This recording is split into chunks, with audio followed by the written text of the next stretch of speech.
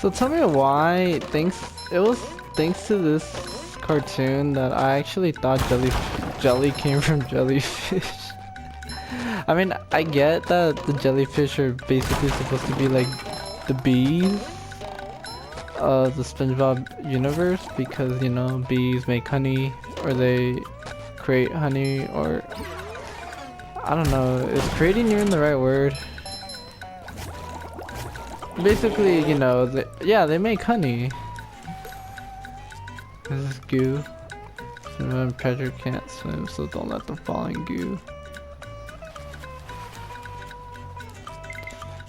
It's funny how goo looks a lot like water and acts, or it has very similar properties to water. Obviously, since they're underwater, how could there be more water, you know? This is a teleport box. Yeah, I know how that works. That was in the Spongebob Squarepants game. Movie game. We can't jellyfish today. I'm going fishing for robots. It shines. But I heard that and that was the other thing. And the thing with SpongeBob too is like they really oversaturated it, or it's just basically kind of become like Nickelodeon's crutch at this point, where like they just rely way too much on SpongeBob. And honestly, I feel like SpongeBob's the type of show that we'll probably never see come to an end, kind of like The Simpsons. You know, The Simpsons been running for like 30 years, and even then I don't think it shows any signs of stopping, probably. I don't know, because I know people are kind of getting tired, and even then when you have popular shows like that, which shows like SpongeBob and The Simpsons, I feel like the good thing about them is like, since they're just supposed to be like cartoons, Love opening presents. just for like the sake of entertainment, they don't really have like, or they're not really plot driven, you know, or they don't really have like they don't really take themselves seriously, I guess you can say. They're just cartoons for the sake of being cartoons, and just like anything can happen due to the way like they're structured. It allows them to basically have like so much variety when it comes to episodes and like things they can do. But still, I feel like you'll even run out of ideas eventually. That's what I feel like is happening with The Simpsons. Like, they're probably starting to run out of ideas at this point. And I feel like SpongeBob will get to that point eventually as well. No, I did hear that apparently, Boy, Patrick will be glad to have this back. what happened did I jump here? And I just died.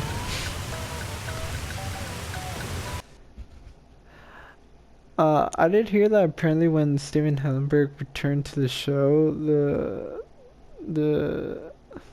the show kind of went through a bit of a renaissance era, and they were saying that, like, I heard people say that the episodes were better. Obviously not as good as the first 3 seasons, but they were very reminiscent of those seasons, and had apparently like the episodes, like the jokes, the comedy, all that. What had they were almost on par with like the original 3 seasons. I haven't checked it out, but still, after Hillenberg left, or after Hillenberg died, I really don't like what Nickelodeon has really done with this show. You know, they're making a spin-off prequel series, which Stephen Hillenberg apparently was like very against.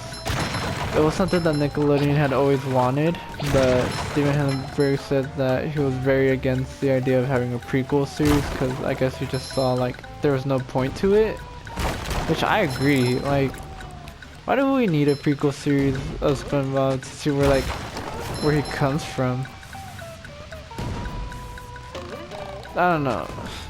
Probably just trying to make money off, you know, movies and other series that like do benefit from having prequel series.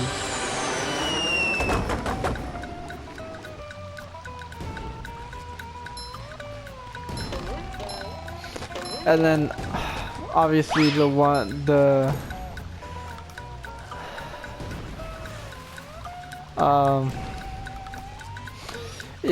a lot of people said that they were basically just waiting until Hillenberg, like, they basically waited until Hillenberg died just to kind of do that, because they knew while he was still alive, or while he was still in Nickelodeon, or working on the show at least, they weren't going to be able to do that, because it really wasn't until like, not that long after he died that they announced the whole prequel series. And apparently it's gonna be done in like 3D animation, which I don't know, looks alright I guess. Which I wanted to mention, like I like the way this game looks. It looks so. I just love the animation, the animation. I would love to see like a SpongeBob series with this kind of animation, but I know we're not gonna get something like that. Oh, and obviously like the worst offender is of recently was you know, it's Pride Month, or the end of Pride Month as I record this, and apparently Nickelodeon just announced on their Twitter, I think, that SpongeBob is all of a sudden gay. Now, there's no problem with him being gay, but it's just an issue with that, and I'm not the only one. A lot of people. Oh, only Patrick can use freezy fruit, which makes sense. The issue with that is like a lot of people think that really Nickelodeon only said that just to kind of capitalize off Pride Month. Which, you know, it's something a lot of companies do to make money and to basically show to their, to show to the masses that, oh, they do support Pride Month. Because I feel like they know they can make money off of that. And it's not like they really care. Or really, they only care when it's Pride Month, you know? And then any other month of the year they don't really care. But anyways, yeah, I think it's just Nickelodeon trying to, you know, get people to like make money off of it, of course, but also I guess to get people to think that, you know, oh yeah, like they're very woke because SpongeBob is gay, which doesn't even make sense. And that's one thing I've always kind of I've never really liked, is when people make a big deal about character sexuality when it depends, because I see it a lot. I remember a while ago I saw something on Facebook where people were saying that they wanted DC Comics to make Joker gay, which I thought is dumb. And look, I don't, it's not like I'm homophobic or anything. I'm not. You know, I think everyone's entitled to their sexuality, their sexual orientation, all that stuff. It's just the issue becomes that they're only doing it just for the sake of doing it, you know? I feel like really people should only do that if like it plays into their character, or if it affects the story in any way. Like SpongeBob being gay, I don't get why that even matters, because SpongeBob, well, first of all, SpongeBob is a sponge. He's supposed to be asexual, first of all. Secondly, even Stephen Hillenberg has said it before that SpongeBob is not gay. He doesn't see him as gay, and I think he even said that he sees him as asexual. And even if he were gay, it's not like he's gonna, you know, get a boyfriend or like do anything about it or show that he's gay. I just think it's Nick just trying to take advantage of the fact that, oh yeah, you know what, SpongeBob is gay. I mean, sure, he does have some questionable moments, like sometimes how he acts around Squidward sometimes. I know when they made that announcement, a lot of people brought up that one time in the show when he says bye Squidward, and then he says bye Squidward twice, and Patrick's all like, he says bye Squidward twice, and he says I like Squidward in a really weird way. But I don't think he was really being, you know, gay, or he really liked him that way. I think it was just for the sake of for a joke, really. But anyways, my little rant aside, it's a shame. I really feel like Hillenberg returning really was kind of like, did seem like SpongeBob was finally probably gonna feel like a new sponge. Go back to its glory days. But now that, hey, unfortunately, Gary, he's dead. Wow, a bungee jump for a golden spatula. I must be in heaven. Yeah, now that he's unfortunately dead, rest in peace. It shines. I feel like Nickelodeon are really disrespecting his name by, you know, just trying to make so much money off of the series that he created, and they're willing to do anything just to do that.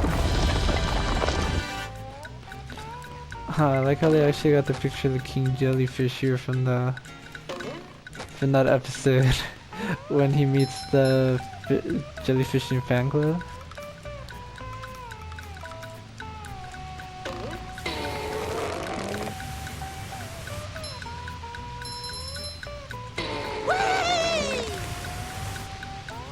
Nice.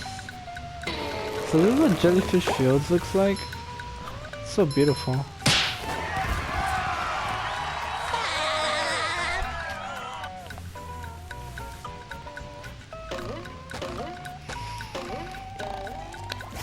But anyways, so that's my... As you can tell, I like SpongeBob. I don't love it. Because I do think there are a lot better cartoons out there, and SpongeBob really is funny. It's just that, unfortunately, it has the other season, it can be very inconsistent.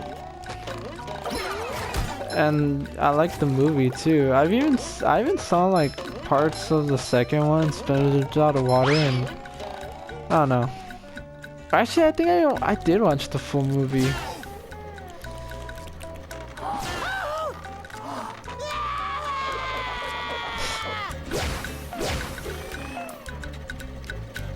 Wow. A new enemy type, I'm assuming.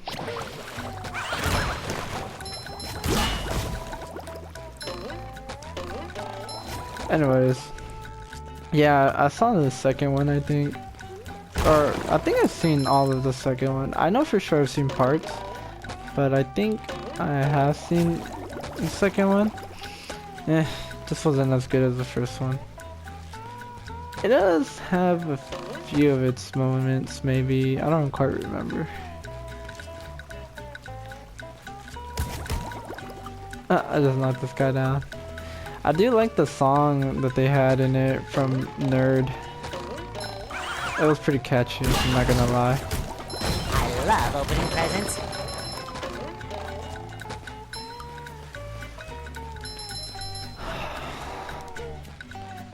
Alright, well, let's get going with our adventure now.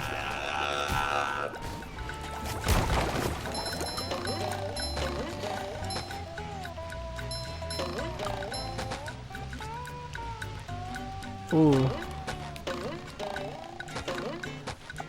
telling you, I love the way this game looks. It looks so beautiful. And obviously it's everything that they're able to do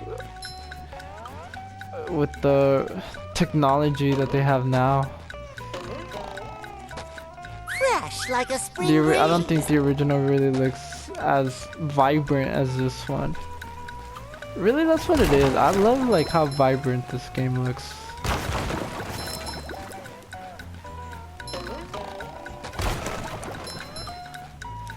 Oh, and I just fell off. Alright, so what are we doing? We're rescuing Squidward, right? You know, Squidward is it's funny. I used to actually hate that guy so much just because he was like somehow like such a downer. And I always just thought he was like very mean, which I mean he is, but now like it's funny. Like a lot of people say that when you grow up, you realize that you really become Squidward. And something a lot of people have pointed out, that when you're younger, you tend to be more like SpongeBob and Patrick. You've just met the Sponginator. I feel like a new sponge. Wow, a reference to Terminator. Yeah, when you're young, when you're like a little kid, you tend to be more like SpongeBob and Patrick and kind of see the world like SpongeBob and Patrick. But then when you grow up, like you really become more like Squidward. And trust me, if you would have told me that when I was little, I would not believed you. But now, like, I really get it. and I do get that. I can see why he finds SpongeBob and Patrick annoying, and why he just wants to be left alone, and why he hates his job at the Krusty Krab. No, and I really actually do get that last point. I used to think, I used to be like SpongeBob, where I thought that working at a fast food place was like fun. But now that I've worked in fast food, that was actually my first job. I worked at Pizza Hut. I really come to realize why Squidward hates working at the Krusty Krab. It's just, fast food is so terrible to work at. The only benefit I really got from that is like I learned obviously a couple of secrets from the fast food industry. But at the same time, I really come to be more humble towards fast food workers. Honestly, a lot of fast food workers really do put up with a lot of shit during the day. And it really has to stem from like the whole idea that the customer is always right, which I feel like a lot of fast food workers hate.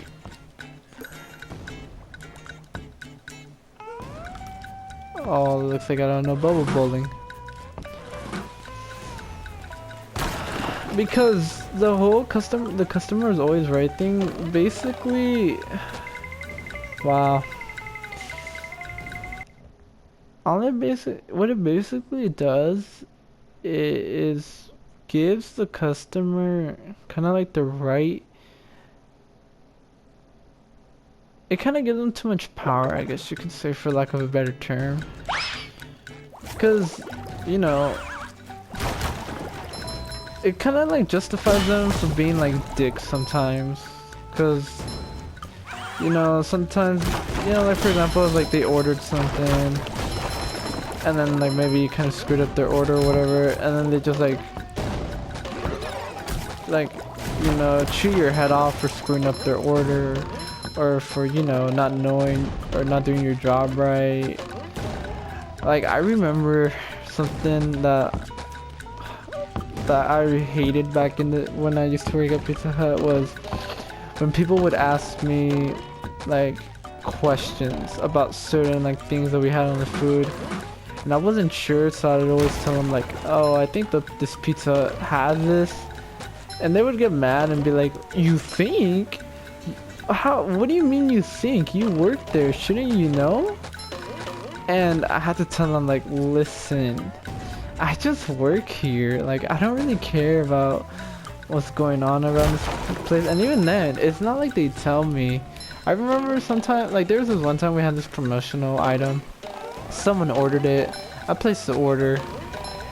And then my manager was like, hey, you know we don't sell those anymore, right? I love opening presents. And I was like, no, I didn't. No one ever told me that we stopped selling these. He's like, yeah, so you're gonna have to call back the customer and tell them. And I legit had to call back the customer, and they're kind of like annoyed. They're all like, why didn't you tell me this? And I had to explain to them, well, I didn't know either. And really, I don't know. People can be so rude when it comes to food.